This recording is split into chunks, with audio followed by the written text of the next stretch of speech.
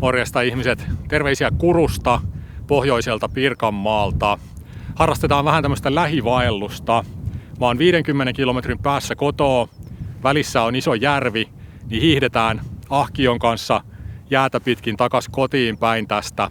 2 yötä viivytään järvellä, laitetaan teltta jäälle ja sitä rataa yövytään siellä. Ja mulla on uudet talvivaelluskamat kokonaan, mulla on uusi ahkio, uudet sukset ja siteet, niin tää on hyvä semmonen pieni testireissu samalla niille sitten ennen vaativampiin maastoihin lähtemistä. Ja joo, tässä on ainakin yksi oikein kunnolla aurinkoinen päivä luvassa ja hienoa talvikeliä. Ja lähdetään tästä hiihtelemään Tamperetta kohti. Tervetuloa mukaan reissuun!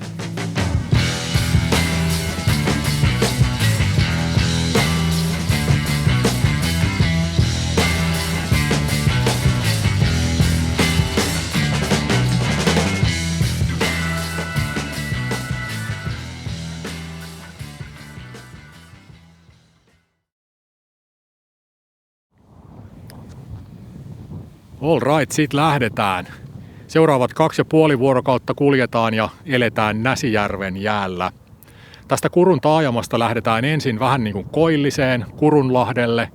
Sitten pikkuhiljaa tullaan isommalle jäälle ja käännytään etelää kohti, mikä on sitten se pääsuunta tässä tällä reissulla. Ja jäät on vahvoja, mutta naskalit roikkuu kumminkin kaulassa ja ahkiossa on haalarit pakattuna vesitiiviisti sitten, että jos kaikkein pahin kävis, mutta vakaa aikomus on pysyä tässä jään yläpinnan puolella.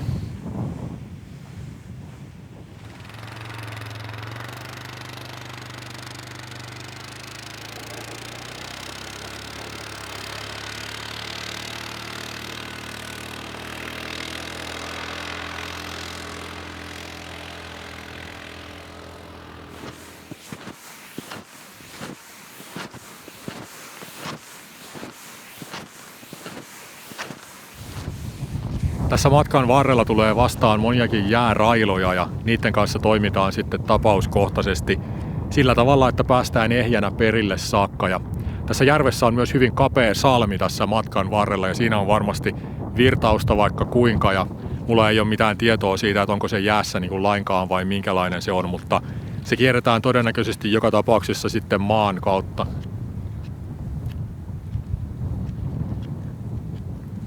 -3 ja aurinkoista. Kyllä tää nyt menettelee. Ihan huikea keli kyllä. Tuulta on jonkun verrankin. Se on nyt tuolta niinku takaviistosta ja kohtapuoliin kun tullaan tonne isolle selälle ja käännytään etelää kohti, niin sit se taitaa jäädä niinku aika lailla täydellisesti myötätuuleksi tonne taakse se tuuli. En valita.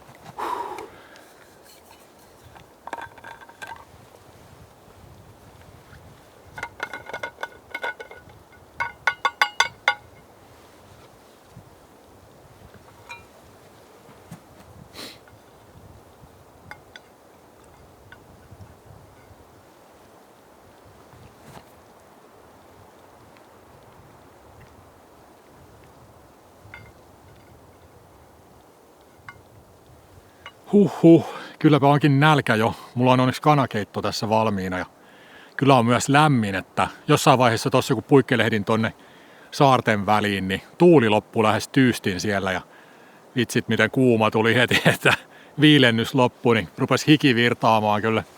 Nyt mä oon tämmöisellä heittokarilla, mä pidän tässä lounastaukoa ja tässä on myös ensimmäinen railo heti tässä näkyvissä ja nyt vaihdetaan itse asiassa tonne järven toiselle puolelle. Mä tein tuossa vähän suunnitelmaa, niin hypätään tonne toiselle puolen järveen.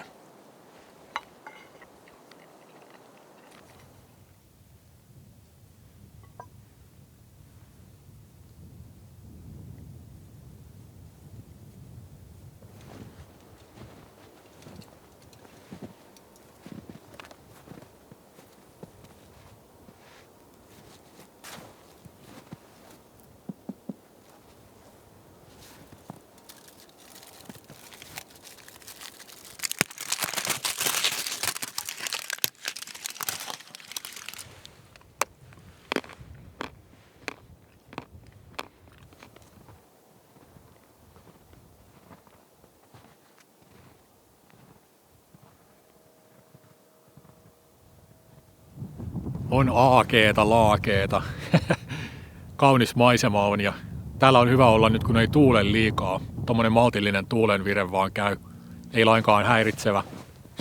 Tänään ei muuten pitänyt olla näin aurinkoista. Piti olla puolipilvinen kautta pilvinen päivä, mutta nyt en valita siitä, että sääennuste oli väärässä.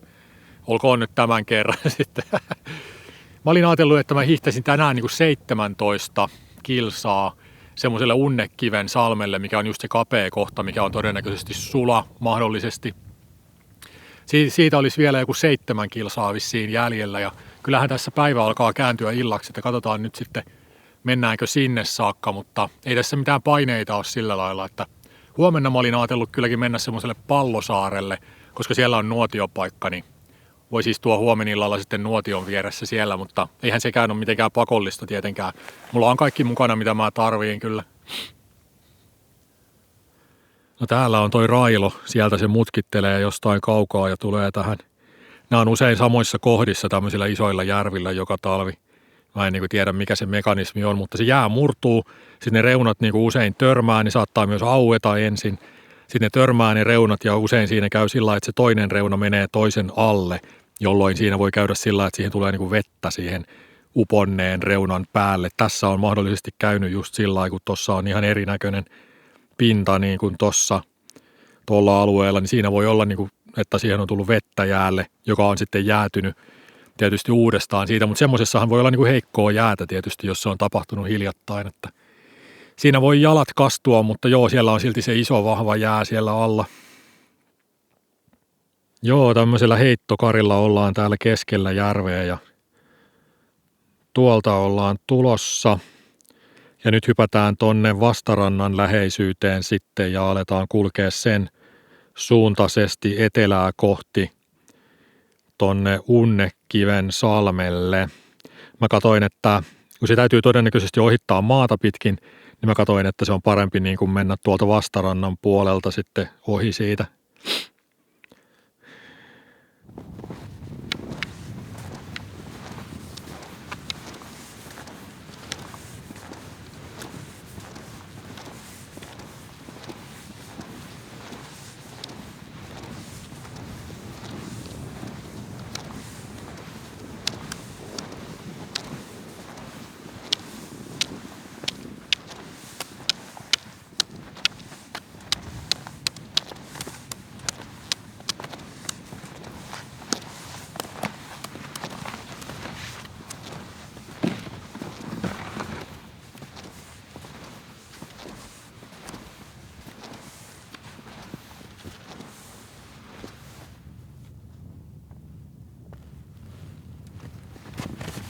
No niin, Railo ylitetty turvallisesti.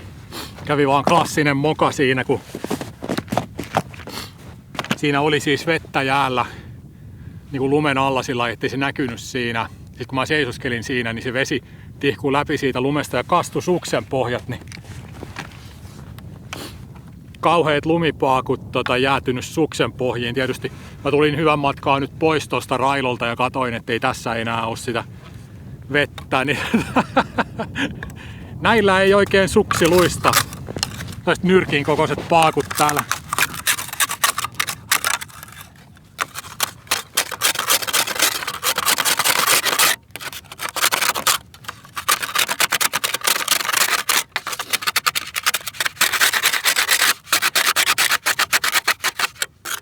Tällä puolella Railoa ei olekaan liikuttu. Täällä ei ole mitään jälkiä niin kuin silmän kantamattomiin. Ihan on koskematon lumi.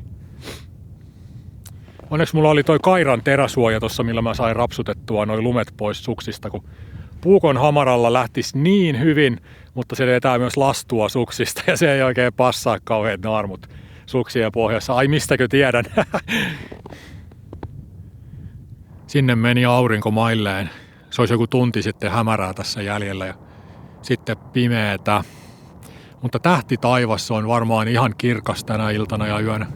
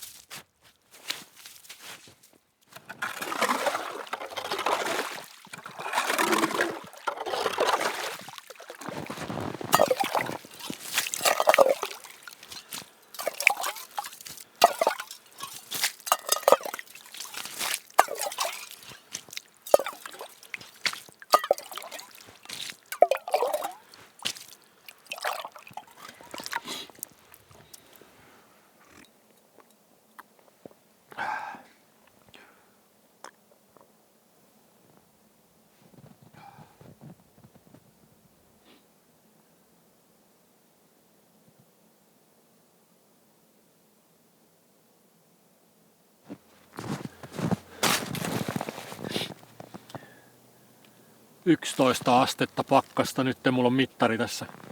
Ahki on päällä. Täytyy laittaa haalarit päälle. Toi oli kyllä makuupussi. Täällä on haalarit. Sen verran hionnut tuossa päivän aikana, että on varmaan kosteutta vielä vaatteessa, niin tulee semmonen vähän hytisevä olo tässä. Niin ei muuta kuin lisää kerrosta päälle vaan.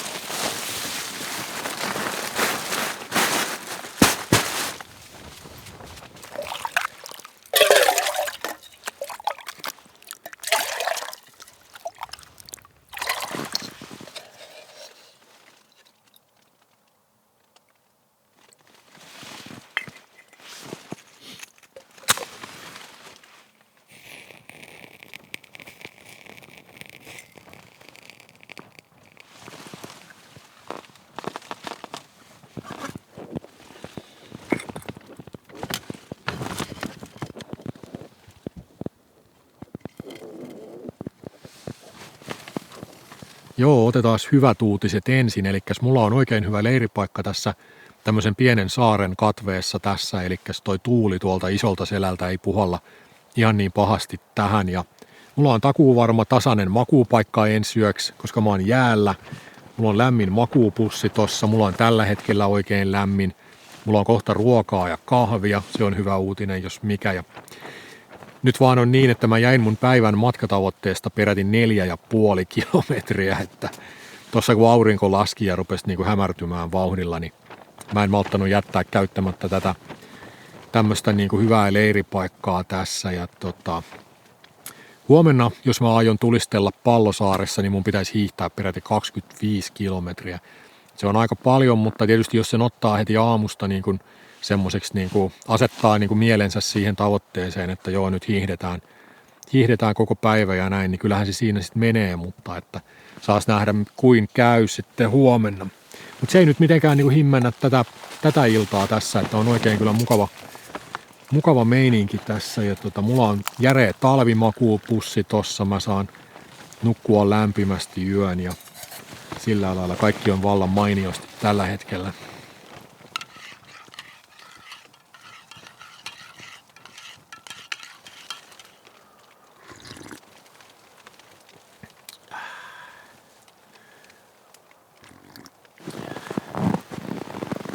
Piti tuoda kenttäkeittiö ulos, kun toi höyry on vaan liikaa tuolla pienessä teltassa, että kahvivedet kun kiehauttaa nopeasti, niin se ei meinaa mitään, mutta toi ruoanlaitosta nouseva vesihöyry, niin se on vaan liikaa.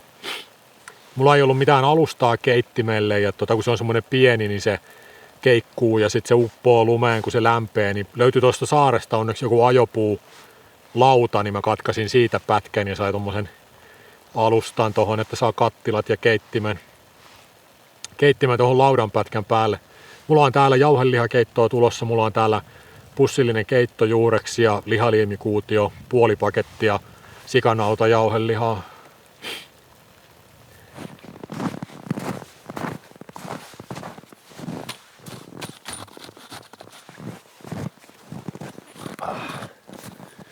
Mullahan on oikein jakkarakin, meinas unohtua.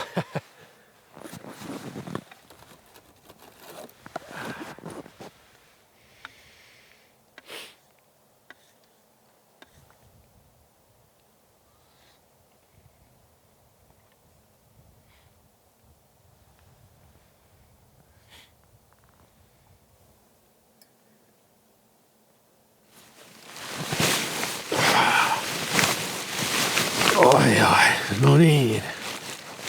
Sitten vaan nukkumaan. Kattelin tuossa tähtitaivasta pitkän aikaa. Orioni kauhean hallitsevana tuolla eteläisellä taivaalla. Sehän näkyy tällainen niin kuin talvella hyvin ja sen oppii helposti siitä, kun paikallistaa tosiaan eteläiseltä taivaanpuoliskolta 3 tähteä, mitkä on niin kuin melkein täydellisesti jonossa keskenään. Ne osuu kyllä hyvin silmiin sieltä taivaalta ja se on niin kuin Orionin metsästäjän vyö.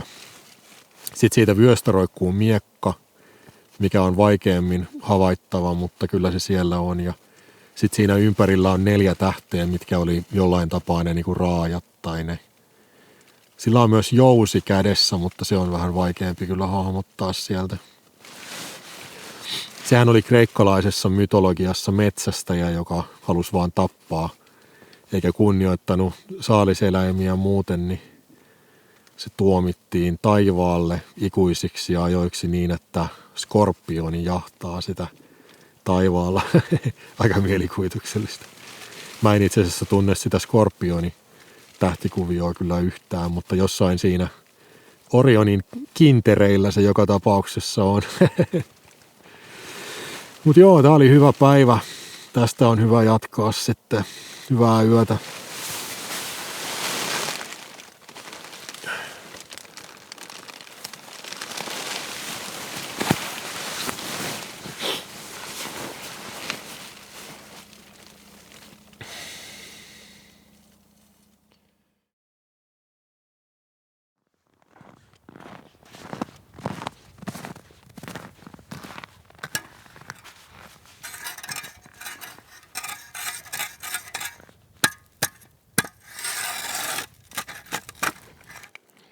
Kai sitä voisi kokeilla sitten kalaa tosta vesireijästä. Nyt ei ole kyllä kauheasti aikaa jäädä semmoista tässä varmaan tekemään, mutta kumminkin mulla on toukkia mukana ja mulla on tässä pilkki, niin pitäähän se vähän testata.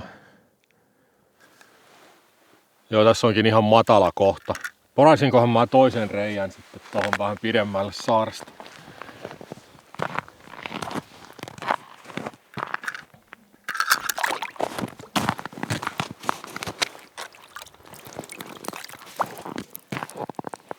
Paitsi että ahventahan sieltä tuli heti.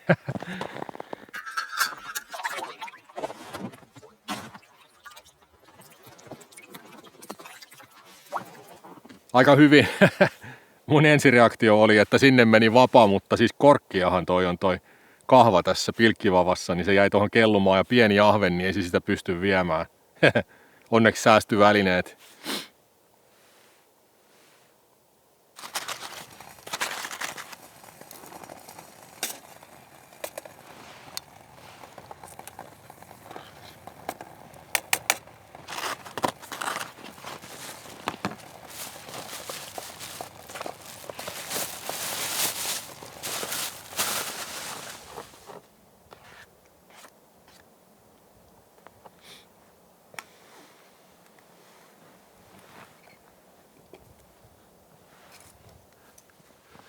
Joo, hyvä. Nyt olisi kunnon aamupala tossa. Pari kananmunaa, kaurapuuroa, vahvaa kahvia.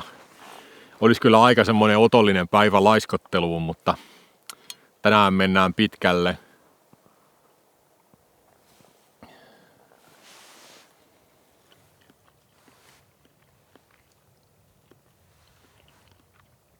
Paikallismies tuli kokemaan verkkojaan ja kävi jutulla tässä ja kuulin ihan mielenkiintoisia juttuja tästä alueesta. Ja hän oli sitä mieltä, että se Unnekivensalmi täytyy kiertää maata pitkin, että siihen on hukkunutkin ihmisiä. Joskus tosin oli ollut autolla liikkeellä, mutta että talvi oli ollut paljon kovempi ja jäät vahvempia silloin.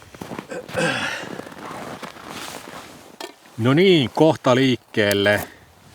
Mä tein lounaaksi nakkikeiton. Pitää kauhoa se vielä tänne termariin.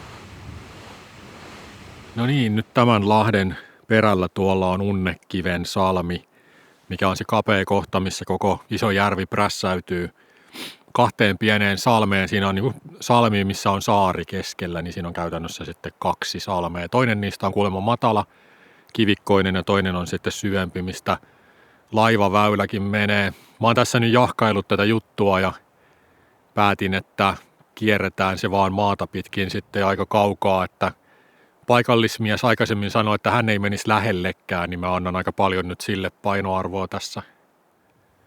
Olisi ollut kyllä hauska käydä siinä salmessa, koska se on historiallinen paikka.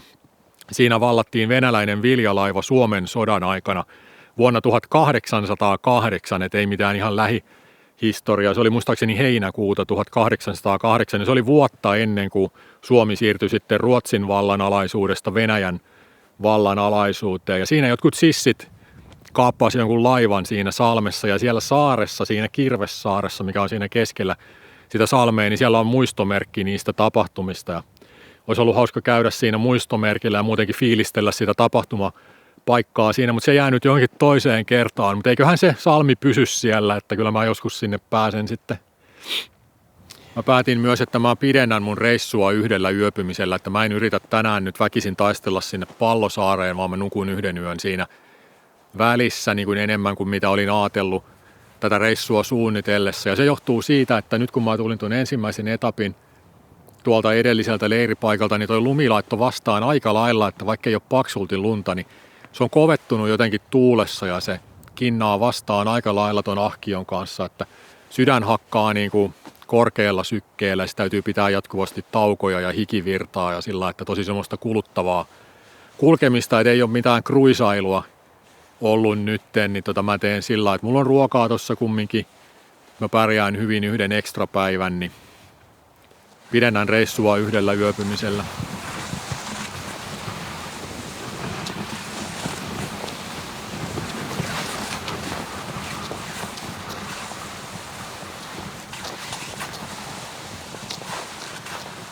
Joo, siinä tultiin vajaa kilometri tietä pitkin ja tommosen maakannaksen yli seuraavalle lahdelle ja nyt ollaan tämmöisellä syvälahdella sitten ja tästä taas lähdetään isompaa selkää kohti sitten menemään ja kierretään koko hankala salmi kokonaan sitten tätä kautta.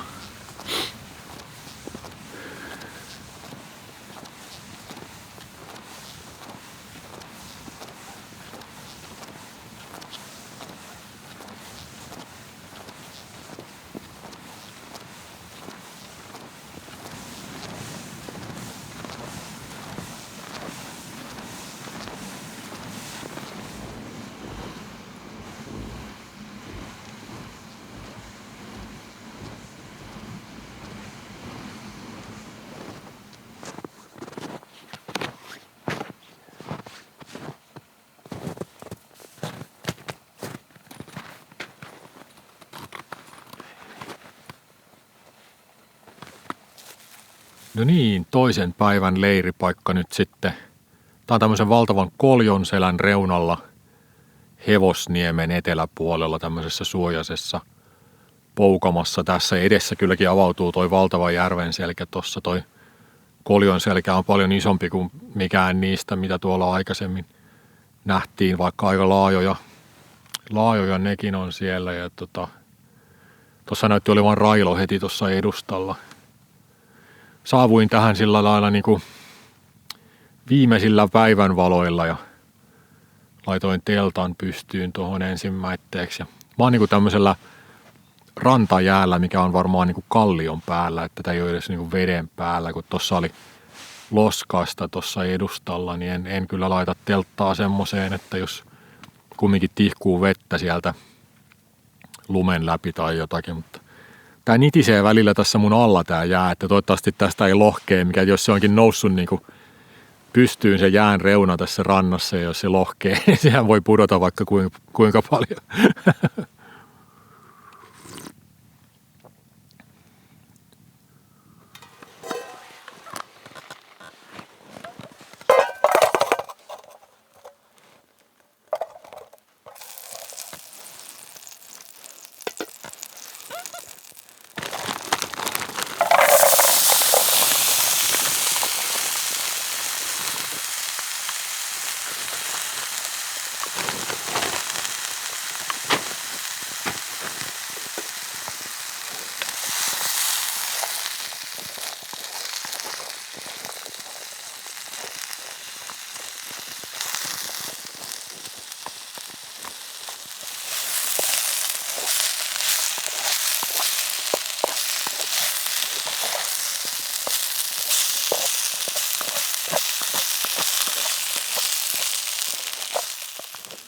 Tää on tämmöistä lihapyttäriä, mikä myydään niinku pakasteena.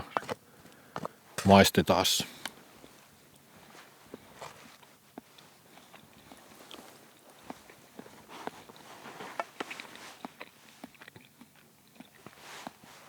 No joo. Joo, ihan pätevää. Varpaat on aivan jäässä kyllä.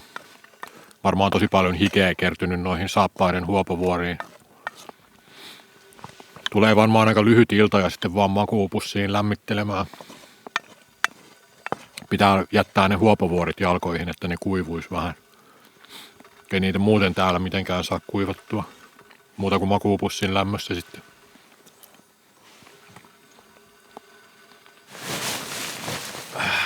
No niin.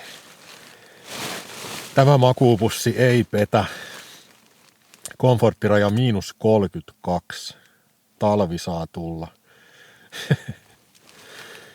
Se on hyvä tieto sitten, että jos vähän niin kuin paleltaa päivän mittaan tai jossain vaiheessa ja näin, niin tietää, että on semmoinen makuupussi, mihin voi luottaa, niin se on tosi tärkeä iso tieto. Joo. Hyvää yötä.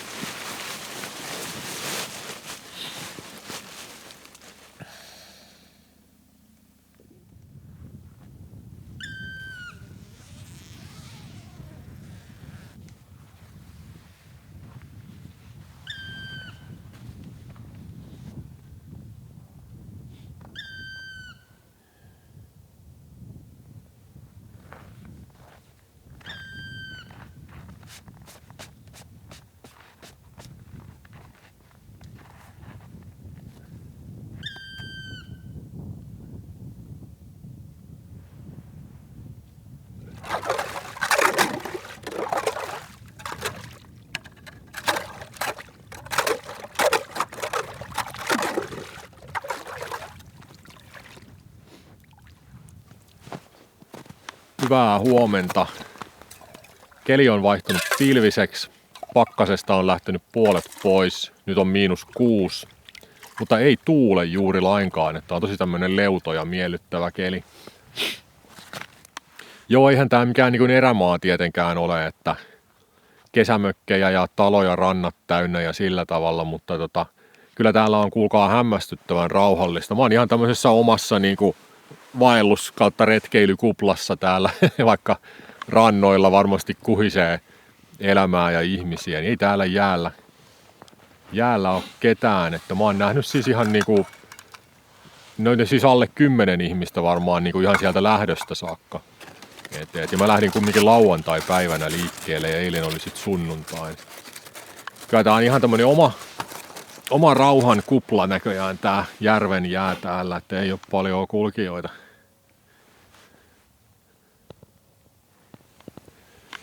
Näsijärvihän on Suomen 16 suurin järvi. Siellä kärjessä on Saimaa, Päijänne ja Inari, ne on ne kaikkein isoimmat.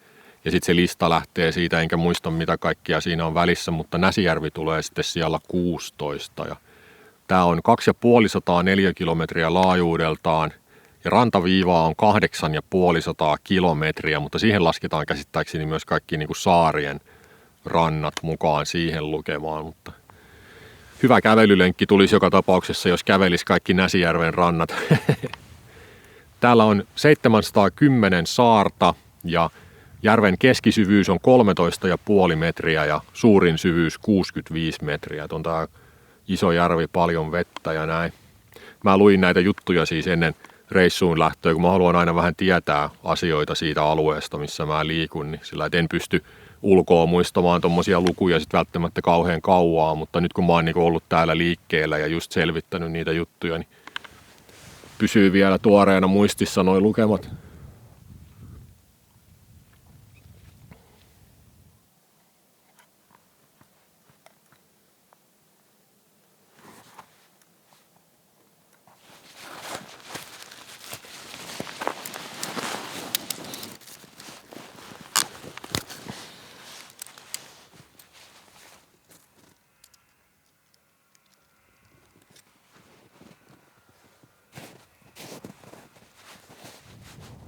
Joo, lähdetään sitten kohti Pallosaarta, 14 kilsaa ja järvi on tänään tämmönen sumunen, ihan eri järvi kuin eilen. Mutta kyllä täällä nyt näkee ainakin 5 kilsaa, että ei nyt sentään millään kompassisuunnalla tarvitse mennä.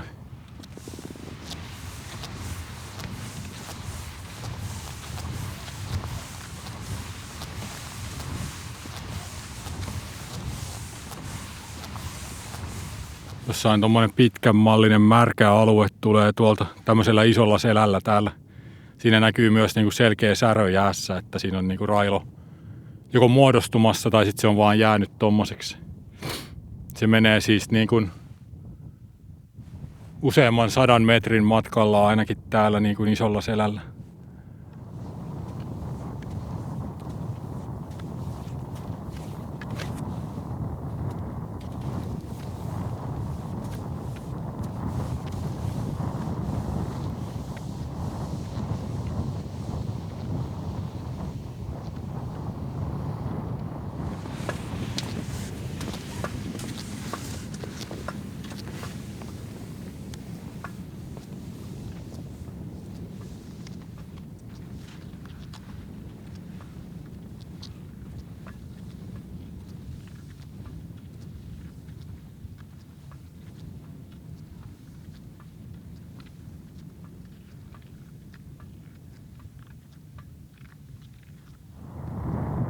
Täällä sitä ollaan keskellä isoa järvenselkää, yksinään täällä.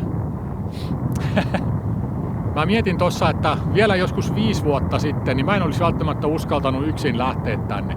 Tai ainakaan mulla ei olisi ollut näin rauhallinen olo niin kuin mulla nyt on, että mä olisin ehkä ollut ahdistunut koko ajan siitä, että mitenköhän tää nyt menee ja sillä lailla. Mutta että tässä on niinku tavallaan menty eteenpäin siinä semmosessa niinku luonnon ymmärtämisessä ja niinku luonnossa kulkemisen taidossa ja sillä lailla, että sen huomaa aina sit siitä, kun tekee jotain vähän haastavampaa ja on ihan semmoinen rauhallinen olo, ettei se niinku ahdista, niin sit tietää, että tässä on menty niinku eteenpäin sillä lailla niinku oikeesti, että tosi hyvä fiilis kyllä.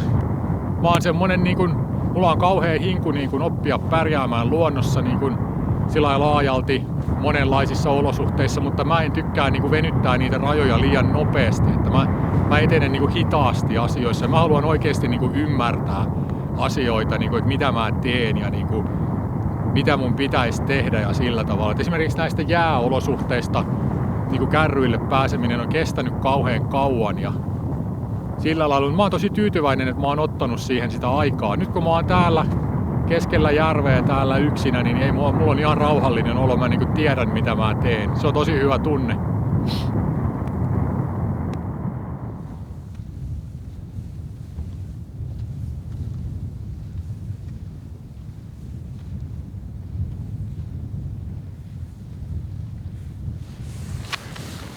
Jopas, nyt tulikin hieno auringonlasku harmaana päivänä.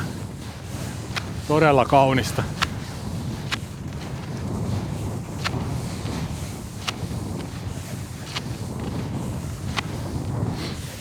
Pallosaari on tuolla suoraan edessä.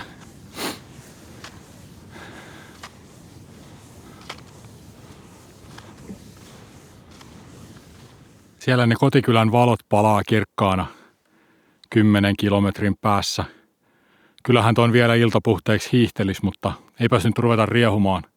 Viimeinen ilta istutaan nuotion vieressä ja vielä kerran naulataan teltta jäähän.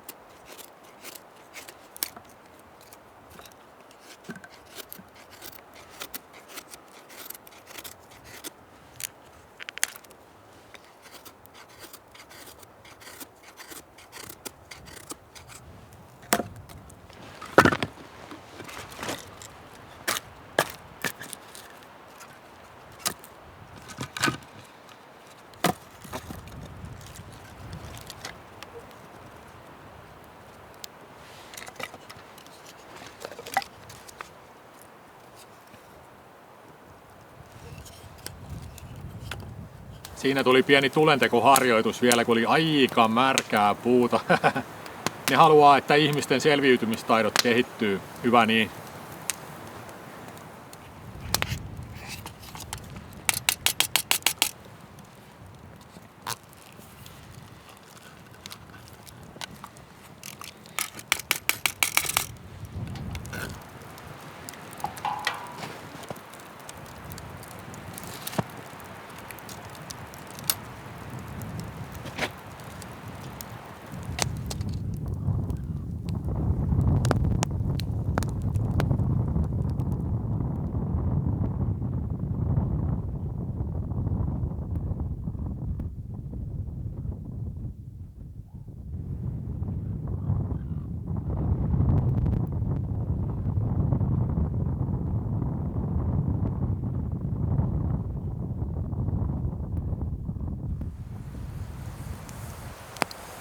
Olipa komeet revontulet jonkun aikaa. Niitä oli ollut viime yönäkin, mutta kun mä olin makuupussissa jo 9:30 ja sammuin kun sauna lyhtyi, niin eihän mä niitä ole ollut näkemässä eilen, mutta nyt onneksi olin. Todella hienot näyttävät revontulet kyllä. Yleensä mitä mä oon nähnyt täällä etelässä, niin ne on semmosia, että ne on kauhean alhaalla horisontissa. Nyt ne niinku oli kyllä ihan reilusti niinku taivaalla sillä, että kunnolliset näyttävät revontulet. Eikä toi kaupungin silhuettikaan huonolta näytä tuolla, vaikka se nyt ei mikään luontoelämys olekaan, mutta kyllä toikin omalla tavallaan kaunista on noin valot tuolla pimeässä.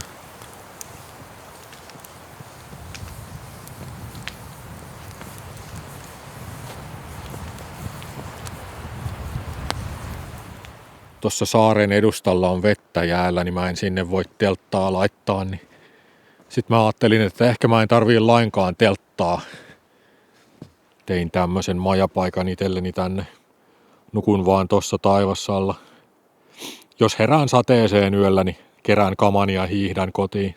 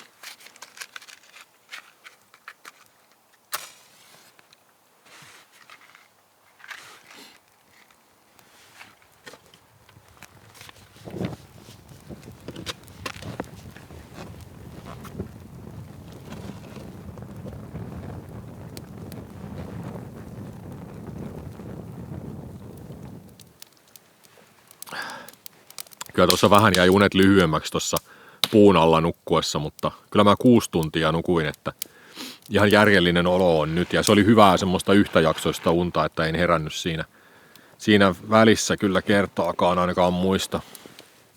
Mä oon jotenkin tosi mielissäni tästä reissusta. Tää on ollut kyllä hieno reissu ja mulla on vielä 9,5 kilometriä tästä rantaan matkaa sitten tuohon Rauhaniemen rantaan, mihin on menossa. Ja jotenkin tosi hienoja ne eiliset revontulet ja kaikkia.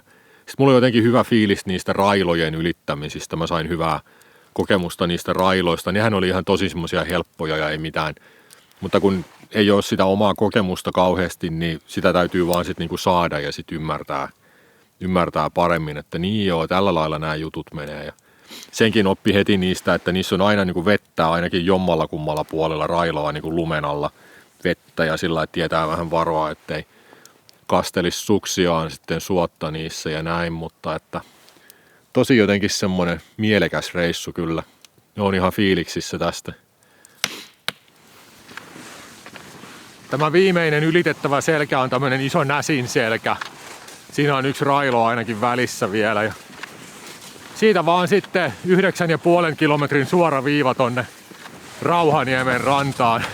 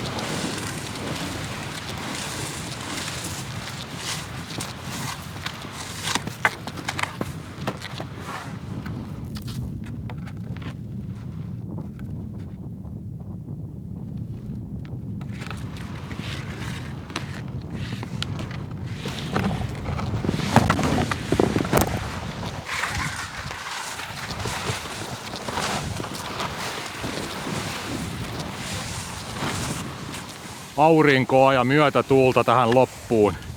Kyllä mua nyt hemmotellaan.